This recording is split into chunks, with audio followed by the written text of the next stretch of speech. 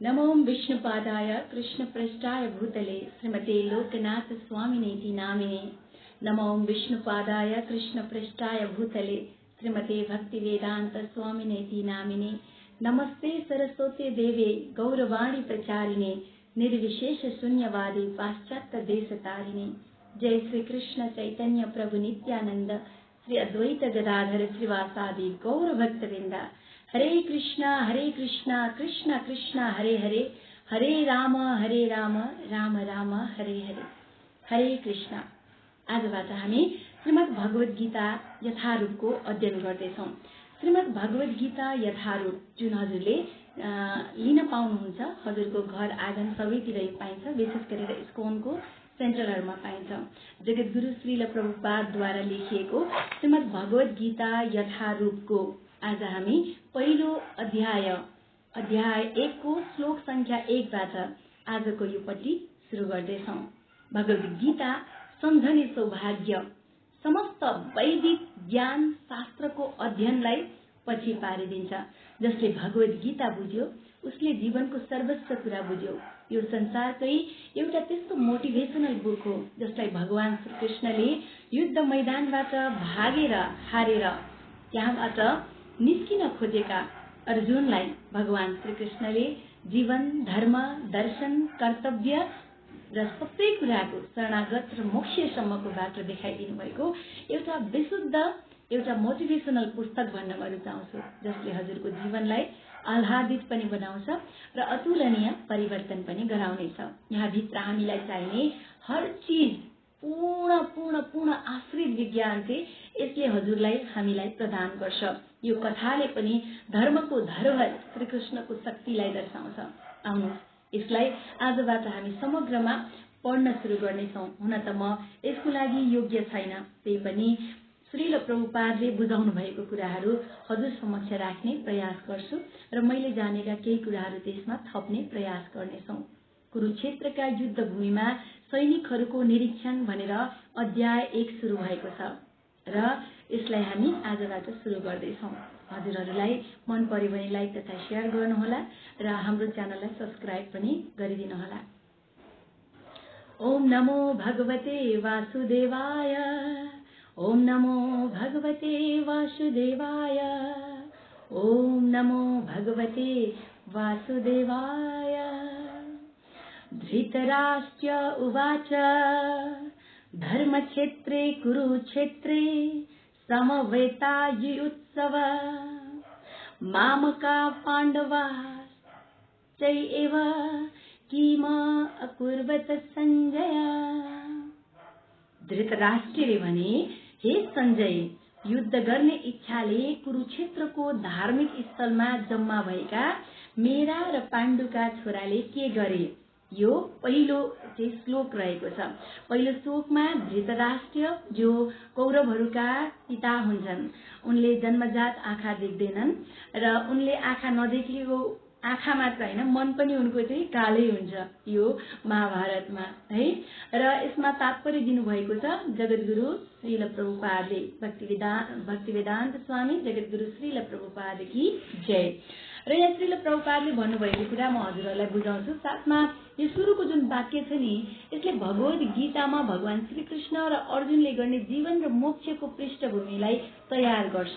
यो कथाको श्लोकको मुख्य उद्देश्य भगवान श्री कृष्ण र अर्जुनको संवादको गुणानुगुण गाउनु पनि रहेको छ।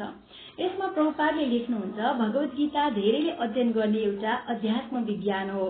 गीता महात्म्यमा यसको महिमाको सारांश दिएको छ।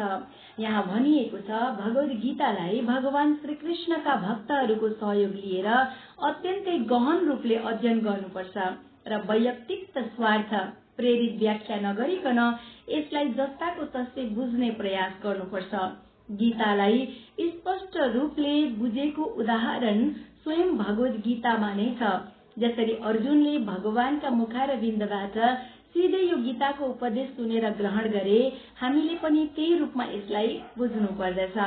प्रभुपाद अगाडि लेख्नुहुन्छ, यदि कुनै मानिसलाई शिष्य परम्परामा रहेर र मनगणन्ती व्याख्याबाट बचेर भगवद गीता बुझ्ने पर्याप्त अवसर प्राप्त हुन्छ भने त्यो व्यक्ति सम्पूर्ण वैदिक ज्ञान तथा संसारका सबै शास्त्रहरू पढेर पारङ्गत भए जतिकै हुन्छ। भगवद गीतामा पाठकले अन्य सबै शास्त्रहरूमा भए जति कुराहरू पाउँछन् र साथै ती कुराहरू पनि पाउँछन् जो अन्यत्र कतै पाइँदैनन्। यही नै भगवद गीताको विशिष्ट स्तर हो। भगवान श्रीकृष्णबाट सिधै भनिएको हुनाले यो पूर्ण आध्यात्म विज्ञान हो। अघि मैले भने भगवद गीता सम्झने सौभाग्य बिरैलेलाई मात्र प्राप्त हुन्छ। यो वैदिक ज्ञान शास्त्रको अध्ययनलाई चाहिँ यसले चाहिँ पछि पारिदिन्छ। यसमा त्यति धेरै शक्ति हुन्छ। यहाँभित्र हामीलाई चाहिने हरेक कुराहरू हुन्छन्। हामीले जीवनलाई कसरी जिउने व्यक्तिगत रूपमा हैन सबै कुराहरू हुन्छन्। यो श्लोकको बारेमा प्रभुपादले अगाडि धेरै व्याख्या गर्नुभएको छ। महाभारतमा वर्णन गरिएको धृतराष्ट्र र सञ्जयद्वारा छलफल गरिएको विषय नै यो महान दर्शनको आधारभूत सिद्धान्त हो। वैदिक युगदेखि नै पवित्र तीर्थस्थलका रूपमा रहेको कुरुक्षेत्रको युद्धभूमिमा यो दर्शनको जन्म भएको मानिन्छ। मानव जातिको मार्गदर्शनका लागि भगवान श्रीकृष्ण स्वयं यस पृथ्वीमा उपस्थित रहनुभएका समयमा उहाँले नै यसको प्रवचन गर्नुभएको भनेर चाहिँ श्रील प्रभुपादले लेख्नु भएको छ। अब यसलाई अलिकति बुझ्ने कोसिस गरौँ। धृतराष्ट्र जो आफ्ना पुत्रहरूको विजयमा चाहिँ के हुन्छ भने अब भगवान श्रीकृष्ण अर्जुनको सारथी हुनुहुन्छ नि त। महाभारतमा हजुरलाई थाहा छ सारथी भनेर भगवान श्रीकृष्ण बस्नु भएको छ अर्जुनको हैन।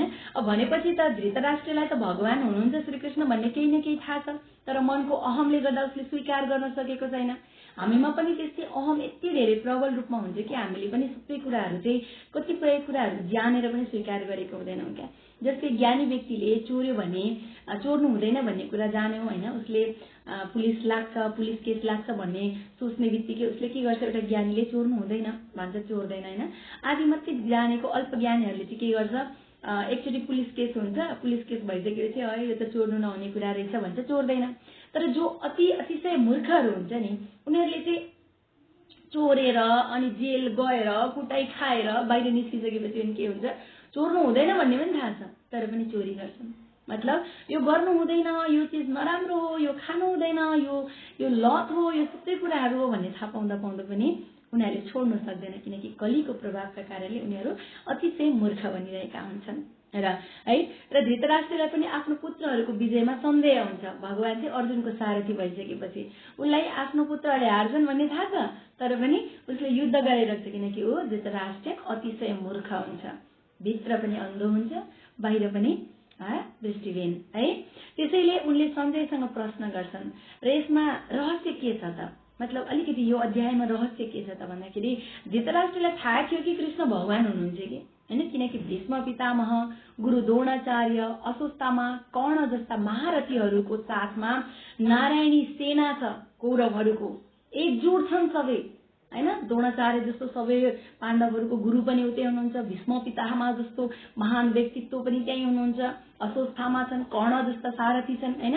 सबै कुरा हुँदा छन्, नारायणी सेना दिनुभएको छ भगवानले कौरवलाई, तर पनि धृतराष्ट्रलाई सन्देह हुन्छ कि चाहिँ कौरवले हैन मेरा छोराहरूले हैन पाण्डवले नै युद्ध जित्छन्, किनकि भगवान उहाँको साथमा हुनुहुन्छ। मतलब भगवानप्रति विश्वास गरौँ कि भगवान मेरो साथमा हुनुहुन्छ भन्ने जुन विश्वास हामीलाई हुन्छ त्यो विश्वासले हामीलाई चाहिँ अवश्य पनि विजयी गराउँछ। त्यसैले हामीले दुःखमा मात्रै सम्झिन्छौँ, दुःखमा हैन सुखमा पनि भगवानलाई चाहिँ हामीले सम्झिनु पर्ने हुन्छ हैन। धृतराष्ट्रले शङ्का गर्छ आफ्नो छोराहरूको हार हुन्छ कि भनेर, किनकि कहीँ न कहीँ उसलाई थाहा थियो कि कृष्णस्तु भगवान स्वयं, सामान्य पुरुष कृष्ण होइन भनेर थाहा थियो।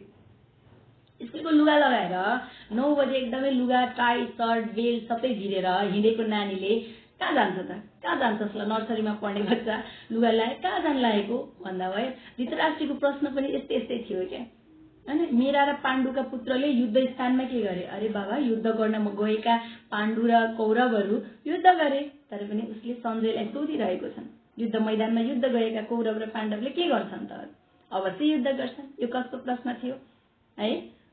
तपाईँ केही कुरा हैन, तपाईँ स्कुल जानुभयो भने पढ्नुहुन्छ अथवा कुनै ठाउँमा जानुभयो भने डान्स बारमा जानुभयो भने नाच्नुहुन्छ होला हैन, म्युजिकमा जानुभयो भने गाउनुहुन्छ होला हैन। धृतराष्ट्रलाई थाहा थियो कि कुरुक्षेत्रमा जुन युद्ध हुँदै थियो नि यो धर्मको युद्ध थियो, धार्मिक युद्ध थियो, जुन देवताको लागि देवतुल्य मनुष्यको यज्ञको स्थान हो र सबै जीवको लागि यो ब्रह्मको स्थान हो। व्यासको कृपाले आफ्नो सबै राग, द्वेष, अहंकार विनष्ट गरेका सञ्जयले सत्य बोल्ने हुँदा धृतराष्ट्रले जुन सञ्जयसँग घटनाको सत्यता बताउन लगाइरहेका छन्। यो श्लोकमा कतिपय अवस्थामा राग र द्वेषको भावले पनि हाम्रो सत्यलाई ढाकिदिन्छ, कहिलेका हाम्रो सत्य पनि आफै ढाकिरहेको हुन्छ। कौरव धर्मभावी थिए, मतलब धार्मिक जस्तो देखिने तर धार्मिक थिएनन्, र पाण्डवहरू सत्य थियो, धर्म थियो र धार्मिक थिए, रियलमा धार्मिक थिए। धानबारीमा आएको झार र धान उस्तै उस्तै हुन्छ नि हैन। कतिपय हामीले धानबारीमा हैन तुलसाको बोटमा पनि कहिलेकाहीँ तुलसाको पत्ता जस्तै देखिने अर्को एउटा झार पलाउँछ क्या हैन। हाम्रो जीवनमा पनि यस्ता झारहरू आइरहेका हुन्छन्, उस्तै उस्तै हुन्छन्, तर कृषकलाई थाहा हुन्छ कुन झार हो अनि कुन धान हो हैन। अनि कृषकले झार फाल्छ, धान राख्छ। त्यस्तै भगवानलाई पनि स्वयं थाहा हुन्छ, जुन चाहिँ के हुन्छ कृषक भगवान, यहाँ चाहिँ कृषक भनेको भगवान हो क्या। भगवानलाई थाहा हुन्छ झार भनेको कौरव हुन् हैन, धान भनेको पाण्डव हुन्। त्यसैले मालीले एक एक झारको नष्ट गरी धर्मको क्षेत्रमा धर्मलाई नै उम्रन दिन्छ। त्यस्तै भगवानले पनि धर्मको रक्षा गर्नको लागि यो सब प्रपञ्च चाहिँ गर्नुभएको छ। र भगवत गीता मैले अघि भने सम्झने सौभाग्य जो कोहीलाई प्राप्त हुँदैन। यो श्लोकको विषयमा मैले यो श्लोकमा चाहिँ धृतराष्ट्रको जुन आफ्नो पुत्रप्रति चाहिँ प्रष्ट मोह र पाण्डवप्रति ब्रिटिसमा चाहिँ देखिरहेको हुन्छ। धृतराष्ट्र शान्ति चाहँदैन थिए भन्ने कुरा चाहिँ यस श्लोकबाट प्रष्ट पनि हुन्छ। मामक मेरो छोरा, पाण्डव पाण्डव बीज यस्तै बोल्दैछन्। मामक मेरो छोरा, मेरो म आइरहेको छ धृतराष्ट्रमा। मामक मेरो छोरा, पाण्डव पाण्डवहरू हैन। जब हाम्रो हृदयमा पनि राग र द्वेष हुन्छ नि, तब हामीलाई सत्य बोध पनि हुँदैन र सत्यको निर्णय पनि गर्न सक्दैनौं। सत्य केवल राग र द्वेष, ईर्ष्याबाट मुक्ति हुनुपर्छ, नत्र धृतराष्ट्र र मेरोमा मात्र हामी पनि आसक्ति रहन्छौं। यो श्लोकले यस्तै यस्तै कुराहरू चाहिँ तात्पर्य दिन खोजेको छ है। धार्मिक र धर्मभाषिक फरक हुन्छन्। पाण्डव धार्मिक हुन् भने कौरव धर्मभाषी रहेका छन्। धृतराष्ट्र धार्मिक जस्तो देखिने मात्र हुन्, उनी बडो डेन्जर छन् क्या, एकदमै डेन्जर हुन् धृतराष्ट्र है। यो धृतराष्ट्रको बारेमा हजुरले बुझ्दै जानुभयो भने एकदम डेन्जर। पछि आउँछ यसको बारेमा। जो धर्म विरोधी छन् उनी चाहिँ अन्य हार निश्चित छ, सबै थाहा छ, तर अल्पज्ञानी भएको कारणले उनले स्वीकार गरेनन्। आँखामा औषधि हाल्ने जसरी हामीले भगवत गीता पुरा ध्यानपूर्वक पढ्नुपर्छ, सुन्नुपर्छ, हाम्रो अविद्या पूर्णतया नष्ट हुनेछ है। र श्रील प्रभुपादले अगाडि लेख्नुहुन्छ, मैले जानेका केही कुरा मैले यसमा सेयरिङ गरेँ। अब प्रभुपादले यसलाई अझै व्याख्या गर्नुभएको छ। थोरै बुझाएर हामी आजको यो श्लोकको यो बसाइलाई अन्त्य गर्छौं है त। यहाँ यो धर्म क्षेत्र, धार्मिक कार्यहरू सम्पन्न गरिने ठाउँ शब्द अत्यन्तै अर्थपूर्ण छ, किनभने कुरुक्षेत्रको युद्धभूमिमा भगवान श्रीकृष्ण स्वयं अर्जुनका तर्फबाट उपस्थित हुनुहुन्थ्यो। कौरवहरूका पिता धृतराष्ट्र आफ्ना छोराहरूकै विजय हुन्छ भन्ने कुरामा उनलाई निकै शंका थियो। यही शंकाका कारणले उनले आफ्नो निजी सचिव सञ्जयसँग तिनीहरूले के गरे भनेर प्रश्न गरे।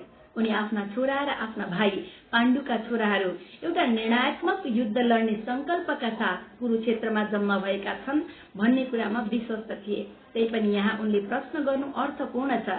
उनी आफ्ना छोराहरू र भतिजाहरूका बीचमा कुनै सम्झौता होस् भन्ने चाहँदैनथे। त्यसैले युद्धभूमिमा आफ्ना छोराहरूको भाग्यका विषयमा आश्वस्त हुन चाहन्थे, किनभने यो युद्ध कुरुक्षेत्रमा हुन लागिरहेको थियो र कुरुक्षेत्र स्वर्गका देवताहरूका लागि पनि तीर्थस्थल रहेको कुरा वैदिक साहित्यमा उल्लेख छ। त्यसैले युद्धको परिणाममाथि यो पवित्र धर्म क्षेत्रको कस्तो प्रभाव पर्ने हो भन्ने कुरा सोचेर धृतराष्ट्र अत्यन्तै भयभीत थिए।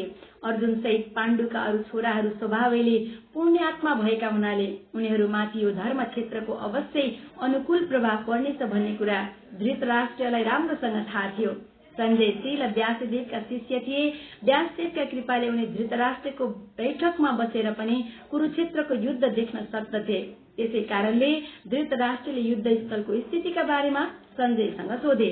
हुन त पाण्डवहरू र धृतराष्ट्रका छोराहरू एउटै परिवारका सदस्य हुन्, तर यहाँ धृतराष्ट्रको प्रश्नबाट उनका मनमा के रहेछ भन्ने कुरा दर्शिएको छ। उनले यहाँ जानी बुझी आफ्ना छोराहरूलाई मात्रै कौरव भनेर पाण्डवहरूलाई यो उत्तराधिकारीबाट अलग्याउन खोजे। यसबाट आफ्ना भतिजाहरू अर्थात् पाण्डुका छोराहरूसँग धृतराष्ट्रको सम्बन्धको विशेष स्थिति कस्तो थियो भन्ने बुझ्न सकिन्छ। जसरी धानको खेतबाट अनावश्यक झारहरूलाई उखालेर फ्याँकिन्छ, त्यसै गरी धर्मका पिता भगवान श्रीकृष्णले यो पावन कुरुक्षेत्रबाट धृतराष्ट्रको छोरो दुर्योधन जस्ता अवांछित झारलाई उखालेर फ्याँकिदिनुहुन्छ र युधिष्ठिरद्वारा नेतृत्व गरिएका विशेष धार्मिक व्यक्तिहरूलाई स्थापित गर्नुहुन्छ भन्ने आशा यस विषयमा धेरै अगाडिदेखि नै गरिएको थियो। यही नै धर्म क्षेत्रीय र कुरुक्षेत्रीय शब्दको विशिष्ट सार्थकता हो, जो वैदिक र ऐतिहासिक महत्त्वभन्दा भिन्न छ भनेर यति राम्ररी श्रीमद् भगवत गीता यथारूपमा श्रीमद् ऐसी भक्तिवेदांत स्वामी जगद्गुरु श्रील प्रभुपाद, जो संस्थापक आचार्य अन्तर्राष्ट्रिय कृष्ण भावित संघ भावना मृत संघ इस्कोनको संस्थापक आचार्य हुनुहुन्छ, उहाँले एकदमै राम्रोसँग बुझाइदिनु भएको छ। यसमा हजुरहरू पनि लिएर पढ्न सक्नुहुन्छ र हामी हरेक हप्तामा एक पटक हामी एउटा श्लोकको बारेमा जानकारी दिनेछौँ। अर्को हप्ता हामी भगवद गीता अध्याय 1 श्लोक संख्या 2 को चर्चा गर्नेछौँ। आजको लागि आज्ञा दिनुहोस्। हरे कृष्ण।